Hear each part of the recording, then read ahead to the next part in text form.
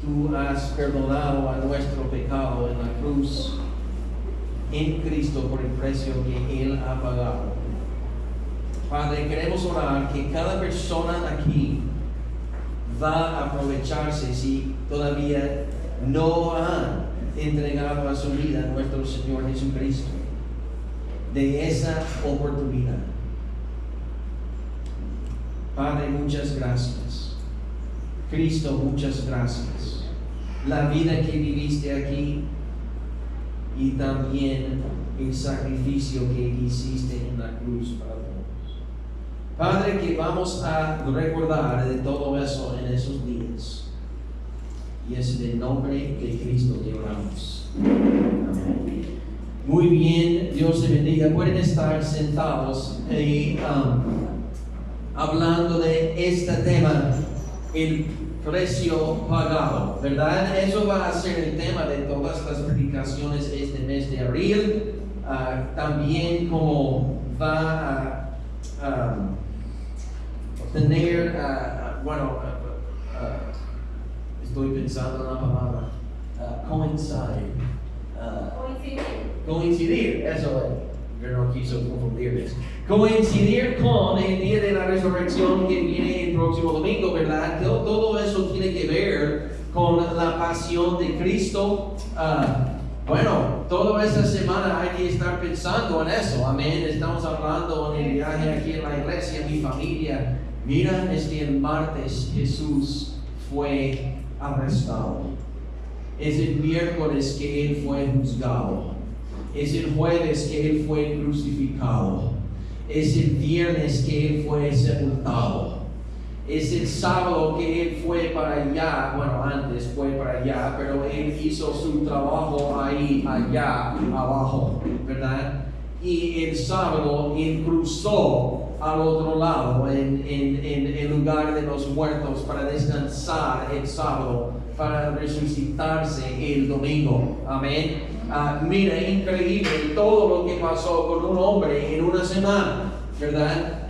Nosotros estamos quejándonos que tenemos que ir a trabajar, o que tenemos que ir a la escuela, o que tenemos que hacer lo que sea. Pero mira todo lo que pasó en una semana. Mira, Él entró la semana, el domingo, como en triunfo, ¿verdad? Con todo el mundo, con las hojas de las palmas, pensando que viene a liberar. Y Él lo hizo. Amén. Pero no como quisieron.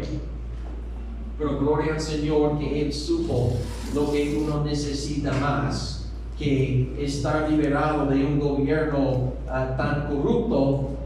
Lo que es peor que un gobierno corrupto es el pecado y la muerte, ¿verdad? Y Él pagó el precio de todo eso esa semana. Amén. Entonces vamos a estar hablando de esas cosas, ¿verdad?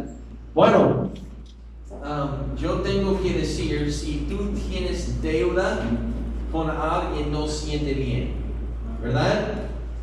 Si tú tienes deuda con alguien, no siente bien. Muchos de ustedes pueden identificar de lo que estoy hablando, ¿verdad?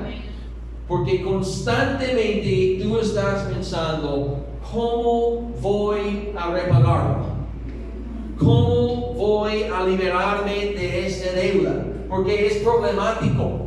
Porque si tú no sientes mal, si tú no sientes vergüenza en tu corazón de deber a alguien algo, aparte del hecho que esa gente a lo mejor está molestándote todo el tiempo, hay que darme mi dinero, hay que repagarme con intereses. Y sabes lo que pasa cuando tú no pagas todo, los intereses siempre están subiendo.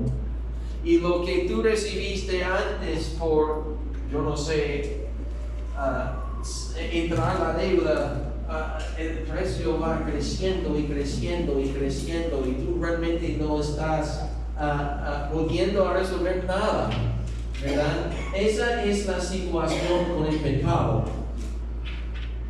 El pecado está fuera de control, ¿verdad? El hombre no puede controlar el pecado. La Biblia habla del pecado como levadura. Ustedes saben lo que es la levadura, ¿verdad? Es un alimento que los panaderos pongan en el pan, y ustedes saben lo que pasa con la levadura. Cuando toca el calor, hace su efecto y causa a la masa del pan a expandirse. Pero tú sabes que los mismos panaderos no pueden controlar lo que la levadura va a hacer. Ellos tienen que va a expandirse, pero tienen que correr su curso, ¿verdad? Y mira, hay veces que yo he visto los pobres panaderos con la levadura afuera de control y tienen un lío ahí en su, yo no sé, su cocina, ¿verdad? Porque mira, el pecado es así. Tú no puedes controlarlo. Dios puede. Por eso Él tiene reglas. Por eso Él tiene instrucción para nosotros, ¿verdad? Para tener el pecado en control. Pero el problema es si uno desobedece, eso va a causar un caos en la vida. Últimamente la gente va a morir por causa del pecado, ¿verdad? Recuerda lo que dice Romanos 6:23. La paga del pecado es la muerte. La gente muere porque son pecadores, ¿verdad?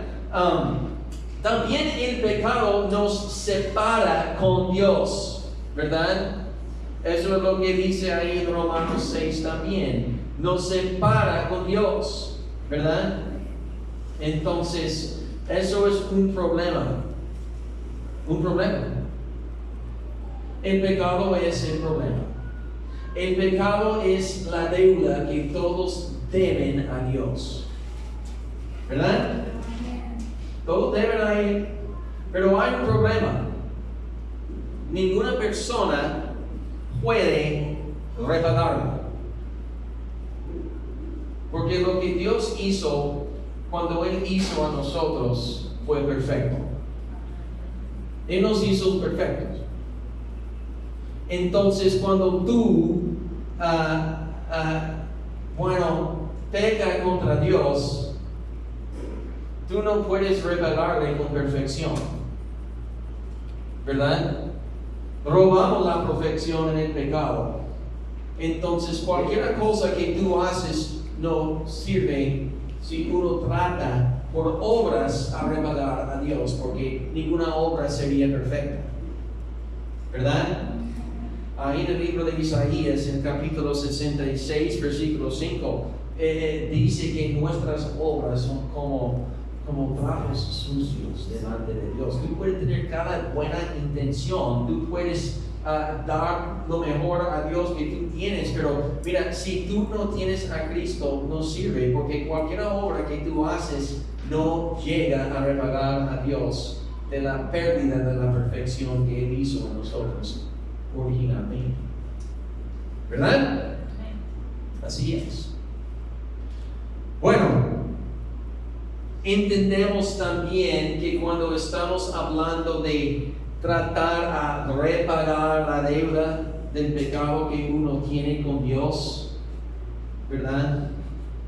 El mismo Señor dice, porque mira, Jesús pagó el precio, ¿verdad? En la cruz.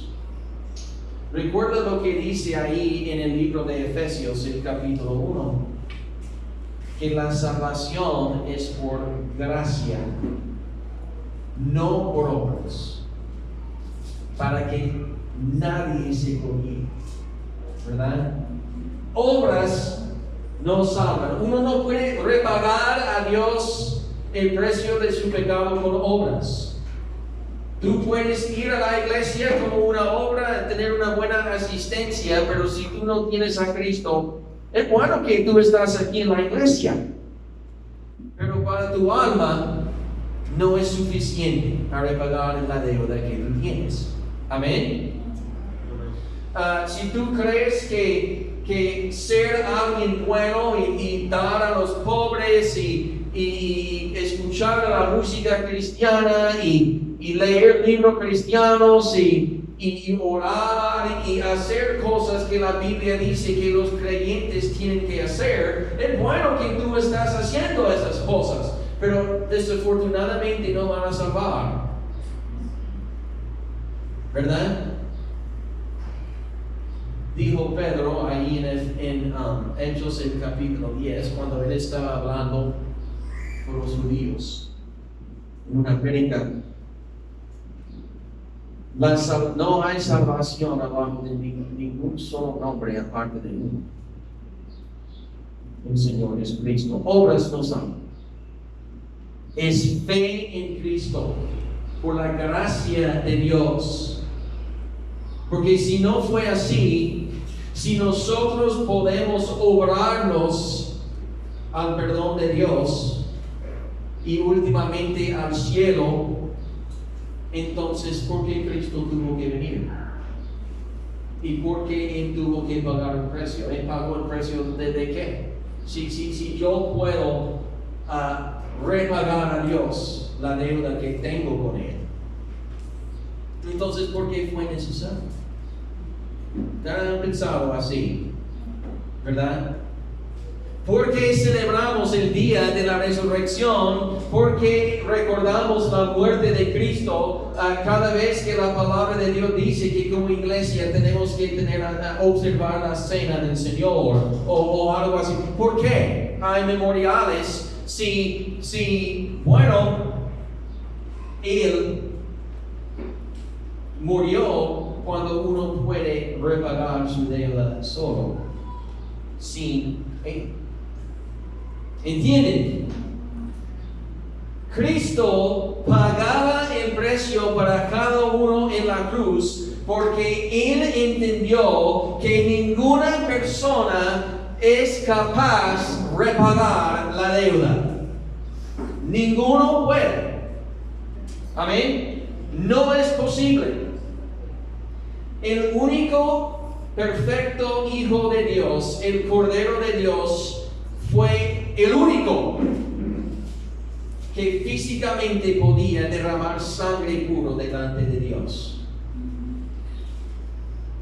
Nada más Él podía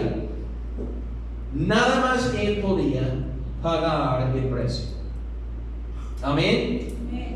Él fue el único. La única esperanza que esa raza humana tuvo fue Él morir en esa cruz, como Dios predestinó, vamos a decir, ¿verdad? Entonces, ¿qué pasa si Jesucristo dice, prefiero no morir en la cruz? ¿Ya? No hay vida. Y todo de nosotros, cada uno de nosotros, vamos a estar ¿dónde? En el infierno. Cada uno. Porque no hay ninguno que es perfecto. No hay ninguno. Más adelante en esa predicación hay un versículo en 1 de Juan 1, versículo 10. Todos tienen que poner mucha atención de lo que dice.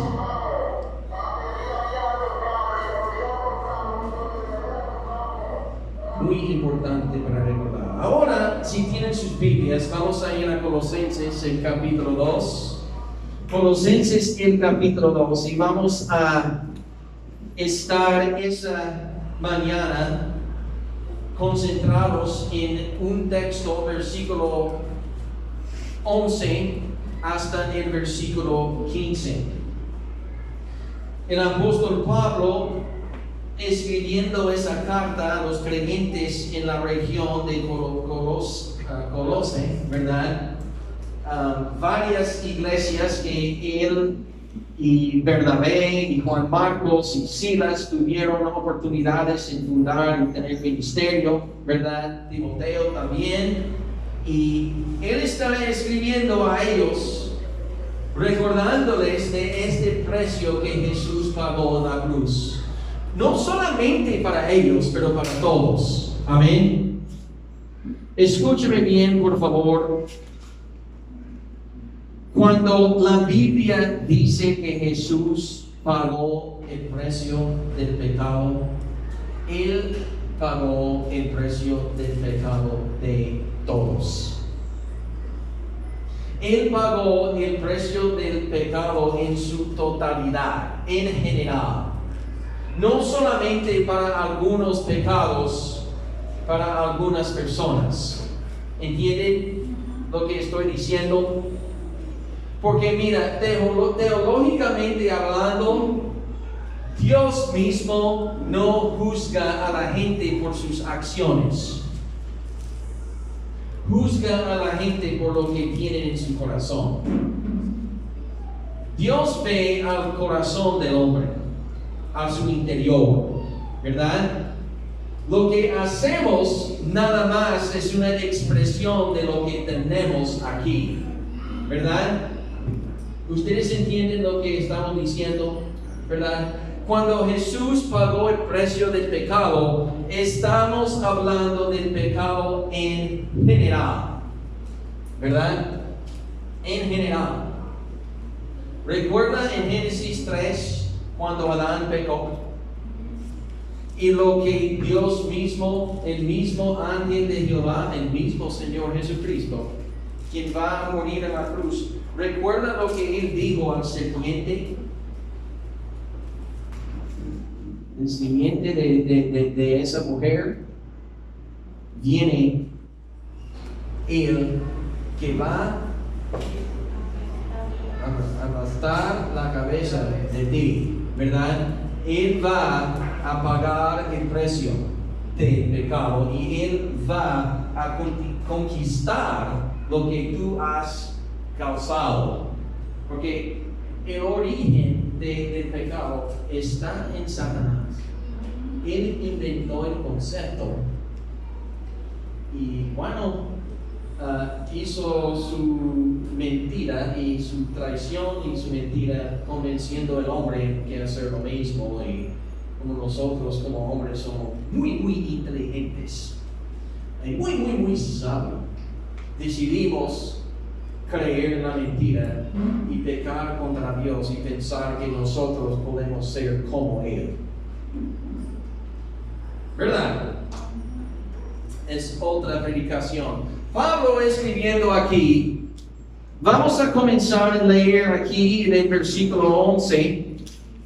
Vamos a ver de lo que él está diciendo aquí. Si pueden leer junto conmigo en sus mentes siguiéndome, dice aquí en versículo 11: en él también fuisteis circuncidados con circuncisión no hecha a mano, al echar de vosotros el cuerpo pecaminoso carnal en la circuncisión de Cristo. El versículo 12 dice lo siguiente: sepultado con él en el bautismo, en el cual fuisteis también resucitados con él, mediante la fe en el poder de Dios, que le levantó de los muertos. Aquí cuando Pablo está hablando de ese precio que Jesús pagó en la cruz para todos, primero aquí en el versículo 11 y 12 está hablando acerca de la purificación, que estamos purificados en Cristo. Ahora hay que entender, yo debo a Dios porque yo soy pecador, ¿verdad? Yo no puedo repagar mi deuda, pero Cristo murió en la cruz y Él pagó mi deuda con Dios que yo no podía repagar. Amén. Ahora, antes de pagarlo, yo tuve problemas con Dios, por eso Él está cobrándome, ¿verdad? Parte del problema que yo tengo, el resultado de esa deuda que yo tengo con Él, es que yo soy impuro delante de Él, ¿verdad? Él es puro, yo no, ¿verdad? Entonces, cuando yo acepto a Cristo y lo que Él hizo en la cruz, cuando yo lo hago el Señor de mi vida, mi Salvador, cuando yo me confieso, cuando yo me arrepiento, cuando yo digo, Cristo, yo voy a confiar en ti y lo que tú has hecho para mí, yo voy a caminar contigo, siguiéndote en tus pasos. Mi compromiso es estar contigo obedeciendo lo que tú me mandas que hacer, ¿verdad? Antes yo fui impuro delante de Dios, pero ahora Dios me declara puro. ¿Cómo? Bueno, ustedes entienden lo que es la circuncisión, ¿verdad? Muchas mamás y papás entienden lo que estamos hablando, ¿verdad? Es como una cirugía, una operación médico que hacemos con los niños chiquitos como bebés en su cosa privada, ¿verdad? Pero en la Biblia, en el Antiguo Testamento, Dios dijo a Abraham, como estudiamos la noche, ¿verdad? Como el padre del pueblo de Israel, su pueblo separado, ¿verdad? Él dijo a Abraham a comenzar una tradición. Yo quiero a todos los varones ser puros físicamente así delante de mí. Porque hay una pieza de carne en esa área, ¿verdad? Y con esa operación, parte de eso está removido, ¿verdad? Para que es mucho más fácil limpiarse, ¿verdad? Limpiarse, porque si no hay unas bacterias que están ahí, pueden causar enfermedades. Ustedes entienden que hay una razón médica para hacerlo con los niños, ¿verdad? Y Dios dijo en el Antiguo Testamento, mi gente tiene que ser puros, tienen que hacer a esa circuncisión con todos los varones. Sí hay ventaja física, pero también es con una representación espiritual también, ¿verdad? Uno tuvo que pasar por la misma circuncisión, ese proceso. Generalmente en la Biblia fue en el octavo día de vida, cuando los papás llevaron a sus bebés a un sacerdote, quien fue autorizado a hacer esa cirugía, ¿verdad? El día de hoy también muchos papás lo hacen, yo creo que muy sabio, ¿verdad? Para sus hijos, ¿verdad?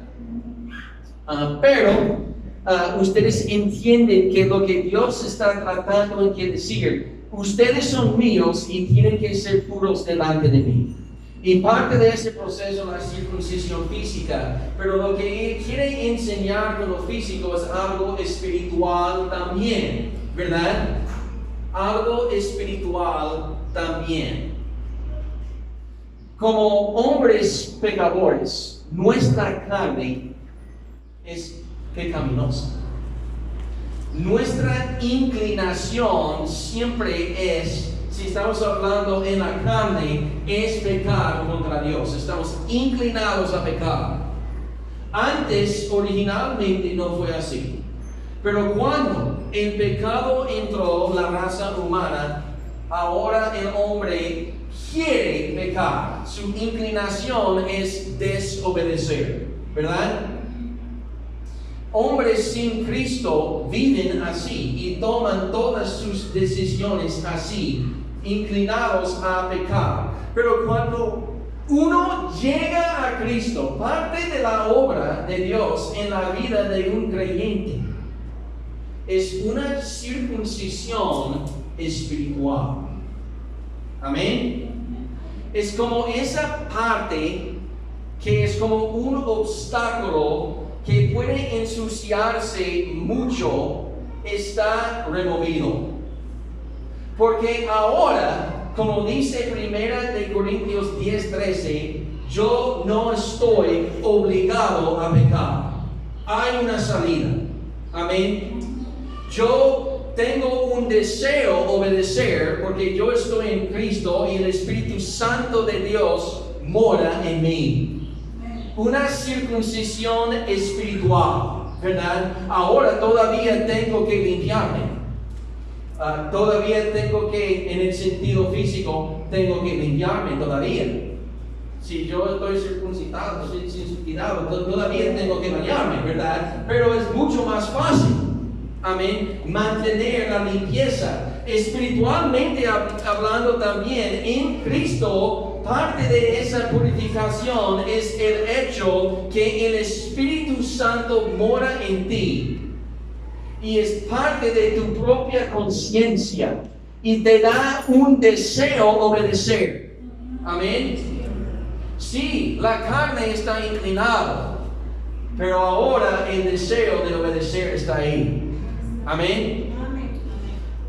Esa circuncisión, Pablo está hablando en este versículo 11, no está refiriendo a una circuncisión hecha por las manos de hombres, porque cuando estamos hablando en el físico, la mano del hombre va a reformar la cirugía, ¿verdad?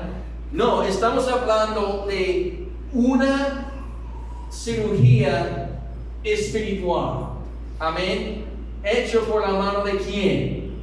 El Espíritu Santo de Dios en Cristo, ¿verdad? Una circuncisión espiritual.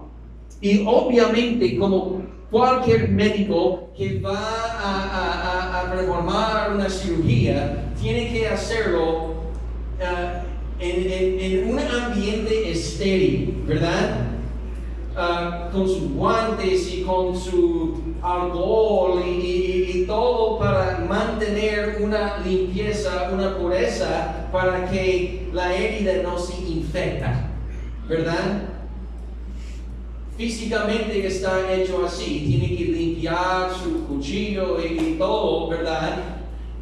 Bueno, cuando Dios hizo la circuncisión espiritual, en el momento que uno confió en Cristo, fue así también. Estamos hablando de una limpieza total de pecado en tu vida. Amén. Hizo una limpieza total en tu vida. No es decir que no hay consecuencias que tú tienes que pagar, ¿verdad? Pero has estado perdonado. Y ahora deseas obedecer.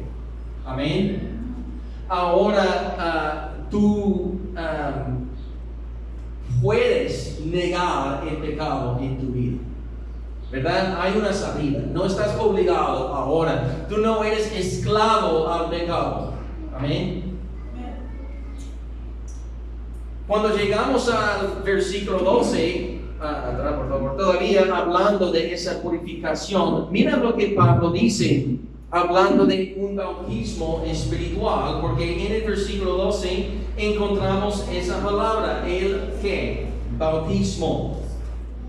Sepultados con él en el bautismo, en el cual fuisteis también resucitados con él mediante la fe en el poder de Dios que le levantó de los muertos. Cristo físicamente murió y fue resucitado. Amén. Amén.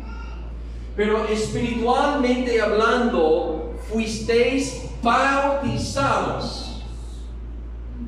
Esa palabra bautismo aquí está hablando de la muerte, el sepulcro y la resurrección de Cristo. Amén. Cuando Él pagó el precio para nosotros, Él literalmente murió, ¿verdad? Y fue sepultado. Fue al lugar de los muertos. Según 1 de Pedro 3 y 4, Él predicó a los espíritus ahí en el lago de tormento. ¿verdad? El tormento, perdón. El lugar de los injustos. Predicando y diciendo, mira, yo soy el Mesías, el único Hijo de Dios. Yo he conquistado la muerte y ustedes tienen que confiar en mí.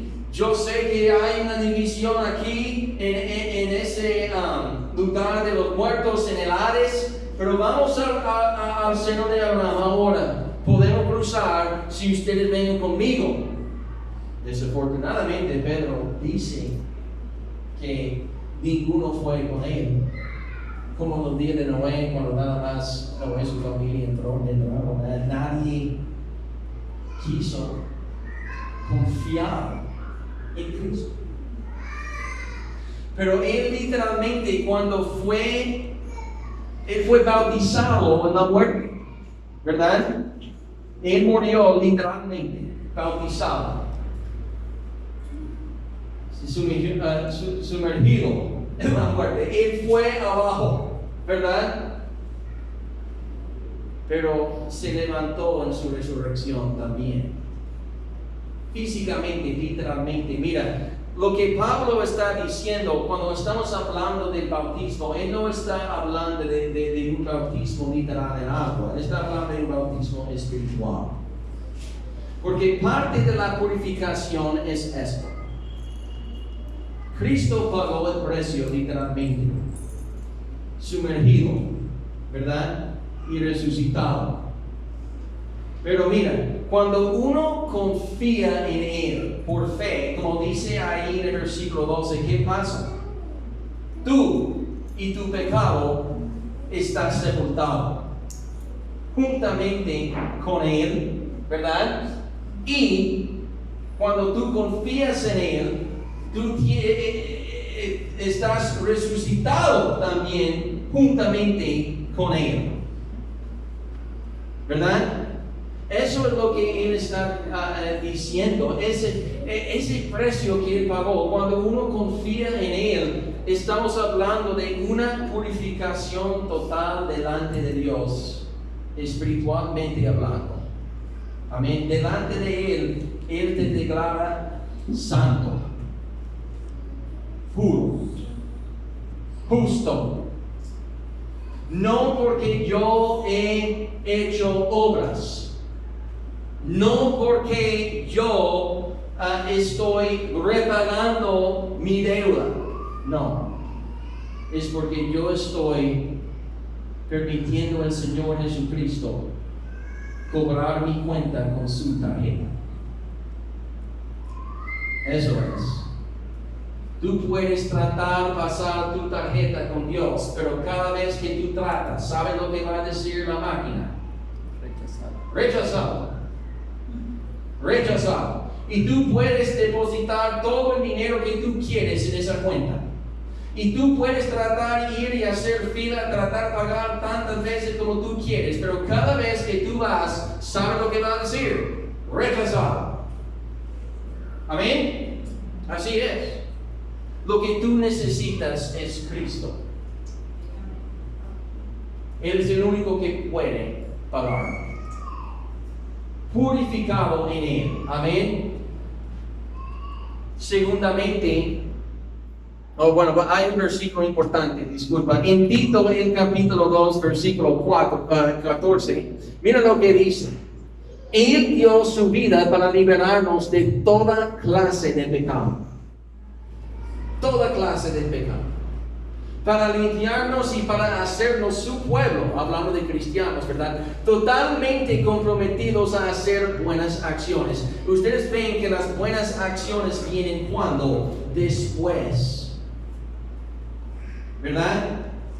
Vienen después de creer, de estar liberado de toda clase de pecado. Las buenas acciones muchas veces yo creo que están confundidos. Hay que hacerlos para prepararnos a ser salvos. Eso no es la verdad, ¿verdad? Las buenas acciones vienen después de estar liberado de cada clase de pecado. Tú tienes que entregar a Cristo primero, ¿verdad? Eso es lo que hay que hacer. Y si tú no has hecho ese primer paso, todo lo que tú haces en esa vida, tratando de ser alguien bueno, tratando de tomar buenas decisiones, tratando de tener éxito, tratando de ser feliz, tratando de repagar a Dios, tratando de repagar a otros, tratando de pacificar a Dios y ganar su favor, todo eso sería en vano. No va a pasar. No va a pasar.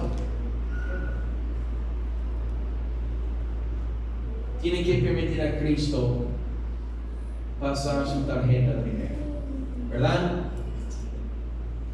Y después vienen las buenas acciones.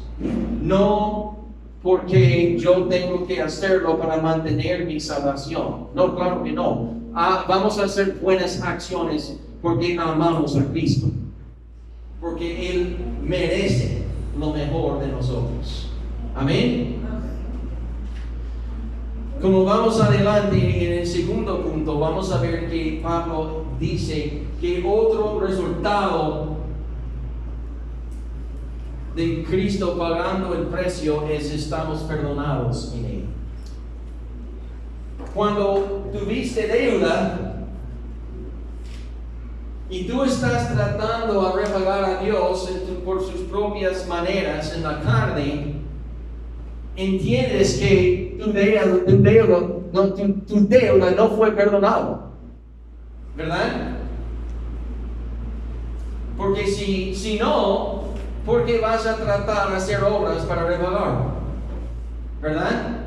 Obviamente no fue perdonado aparte de Cristo, pero en Él tu deuda está perdonada.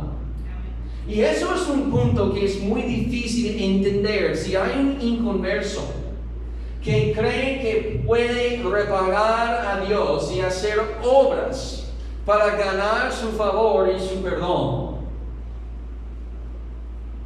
eso es difícil entender porque uno está admitiendo que su pecado no está perdonado,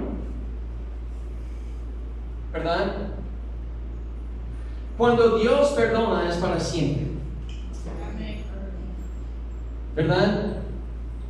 Es para siempre. Nosotros tenemos que perdonar varias veces a otros. ¿Saben por qué? Porque no sabemos lo que la gente va a hacer, ¿verdad?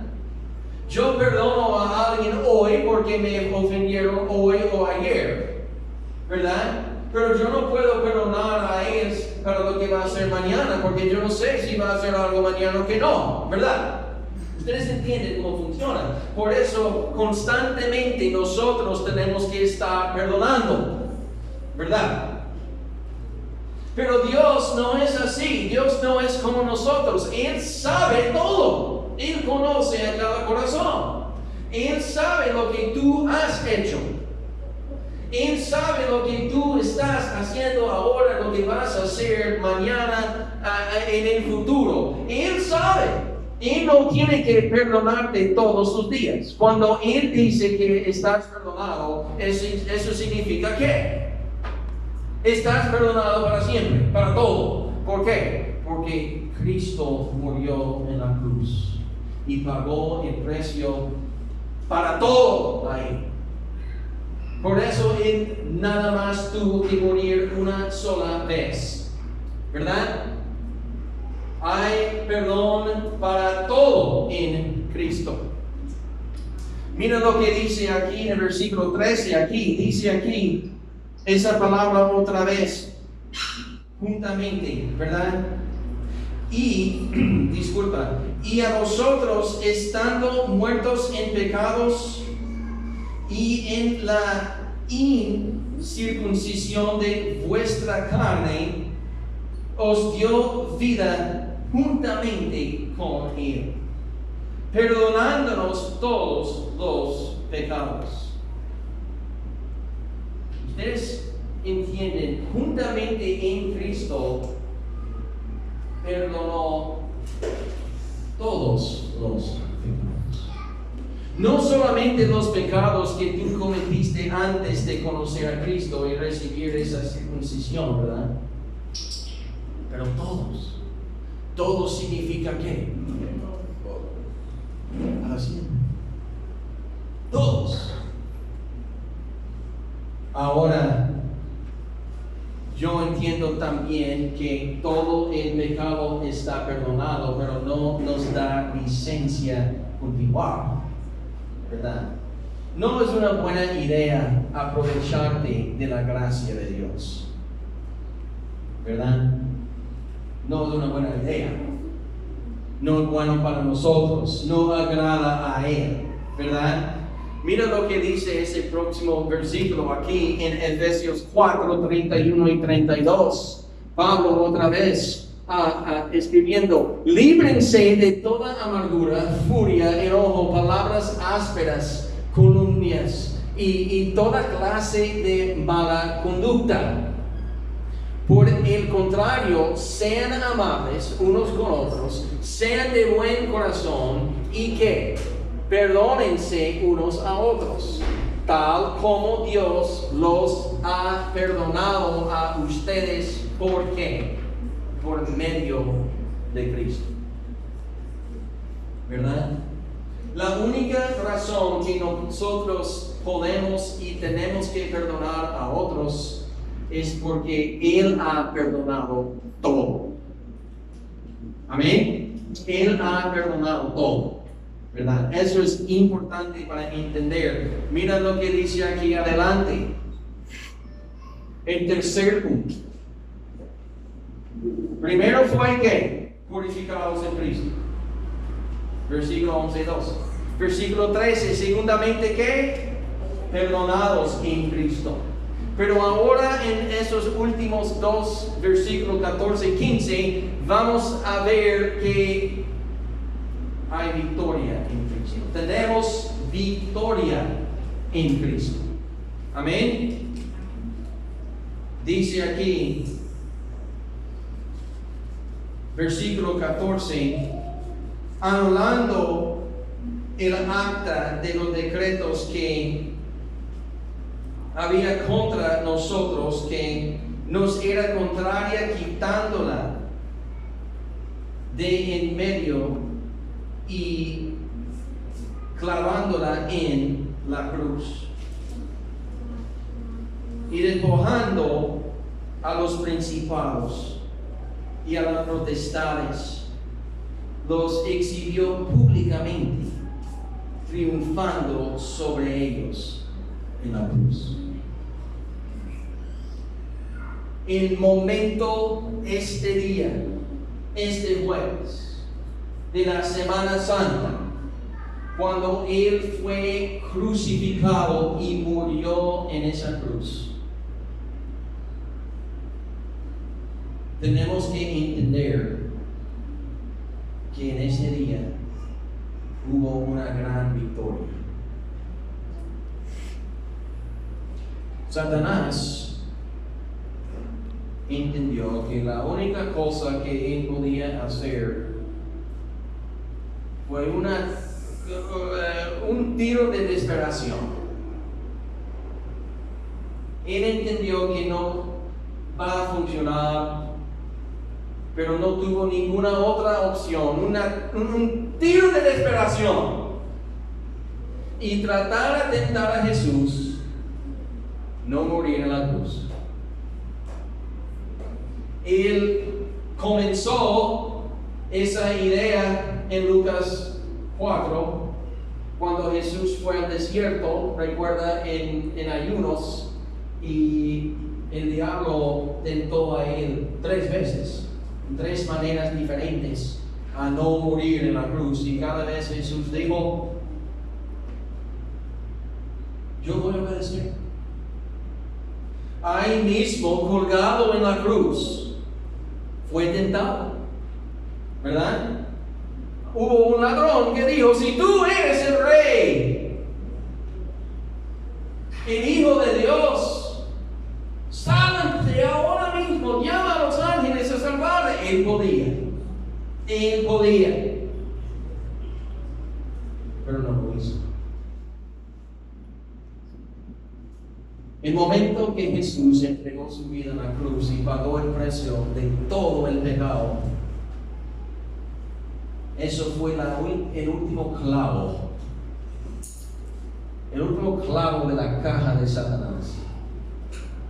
¿Verdad? Ahora no hay absolutamente nada que él puede hacer. La victoria fue hecha. Amén. La victoria fue hecha. El enemigo derrotado. Derrotado. ¿Verdad? Y no fue cerca. Perdió en la primera ronda. Amén. No hubo nada que él podía hacer. Y ahora mismo no hay nada que él puede hacer. Él no puede cambiar su destino. Él no puede cambiar lo que va a pasar en los días que vienen. Mira, está hecho la victoria, está hecho. Nada más estamos esperando el reloj a terminarse. ¿Verdad?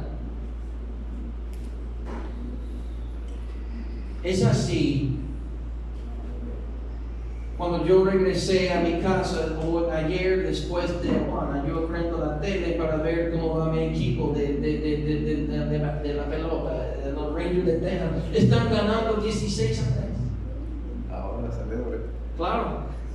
Esa cosa fue terminada. El otro equipo tuvo un jardinero lanzando. ¿Verdad? Ya, está perdido. Nada más estamos tratando de sobrevivir y hacer lo que podemos para buscar para que el reloj se acabe, pero estamos derrotados. Mira, Satanás, su situación es así ahora. Pero la gente le da la oportunidad. ¿Por qué? ¿Por qué? La victoria está en Cristo. Mira, Jesús este día en la cruz, dice Pablo, hizo una exhibición pública, diciendo, Él ha perdido. Él ha perdido. Él no te ama, yo sí. Mira a mi sangre. Yo soy el Hijo de Dios. Yo soy inocente. Él no está interesado en ustedes, pero yo sí. Mira a mí colgado en esa cruz. Dicen que Cristo, eso es un poquito difícil a pensar. Recuerda lo que dice Romanos 6:23. La paga del pecado es la muerte. Por eso cada pecador tiene que morir. Corrupto, ¿verdad? Es una ley espiritual. Una ley. Todo lo que es pecaminoso o abajo de su maldición tiene que morir. ¿Verdad? Ahora, Jesús no fue pecador. Entonces uno supone que Él podía estar colgado en esa cruz para siempre. ¿Verdad? O Él podía rescatarse de ese problema en cualquier momento. ¿Verdad? ¿Sí? Pero su propósito ir a la cruz fue ¿para qué? Morir. La única manera que Él puede morir es pagar el precio de todos nosotros ahí. Ellos no mataron a Él en el sentido que quitaron a Él la vida. Ellos golpearon a Él, colgaron a Él en la cruz, ellos maltrataron a Él ahí, pero ellos no tuvieron ningún poder sobre Él. Él, dice la Biblia, Él entregó su espíritu voluntariamente. Él lo entregó y murió. Después los soldados vinieron con sus espadas y, bueno, probaron a ver si realmente murió. Y sí, eso fue el caso, pero los otros todavía estaban vivos. ¿Verdad? ¿Por qué? Porque Él entregó su vida. Nada más Él podía y Él lo hizo. En victoria. Probando a nosotros, probando a los principados, a Satanás y todos los ángeles que miran, ustedes no tienen ningún poder sobre la muerte.